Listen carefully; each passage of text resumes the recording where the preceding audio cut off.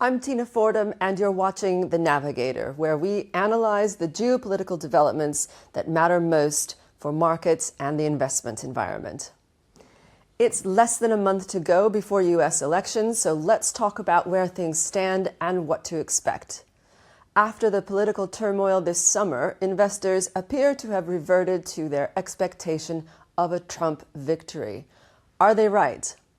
Well, looking at the numbers, the race is now a coin toss. It's striking that the polls have remained so stable for the last month.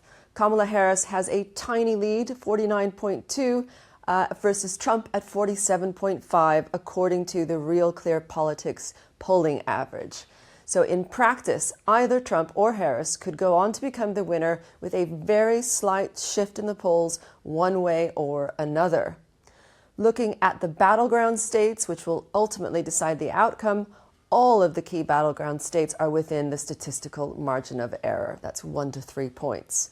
For this reason, the campaigns are focusing on turnout, turnout, turnout, mobilizing their core supporters, and getting out the vote. Turnout, however, is the most difficult variable to predict. And when things are close, as they are right now, every vote counts. Early voting has already started in some states, so it is game on. How good are the polls? I am often asked this question. The thing to keep in mind is polling errors.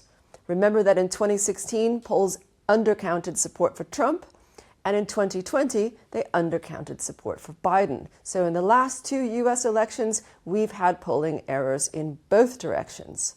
So to me, 2024 U.S. elections are reminiscent of 2016, where we went in thinking Hillary Clinton was going to win since she had a 4-point lead, but Trump went on to be declared the winner, and that caused a market sell-off.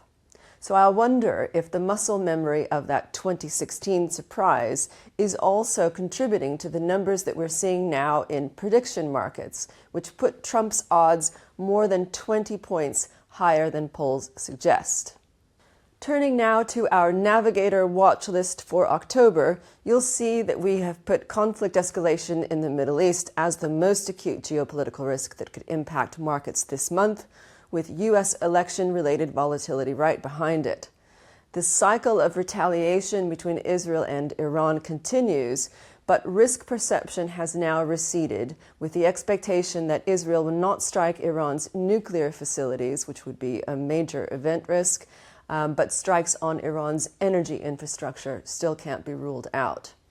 We do think a market surprise around U.S. elections remains a distinct possibility based on the fact that investors could be positioning for Trump and then get a negative surprise in the event of a Harris victory, and a Harris victory is certainly a plausible outcome. So what else is there to watch for? When the polls are so close, any late-breaking shocks, like a scandal or a security incident, could sway the final outcome. Our view that delays and disputes will keep U.S. political uncertainty high through the end of the year has now started to enter the mainstream consensus. Remember that the new U.S. president won't be inaugurated until January 20th, 2025, so Biden stays in the White House for over 2 more months. January 6th style unrest or a final settlement in the courts can't be ruled out, and this kind of disruption is probably the biggest political risk.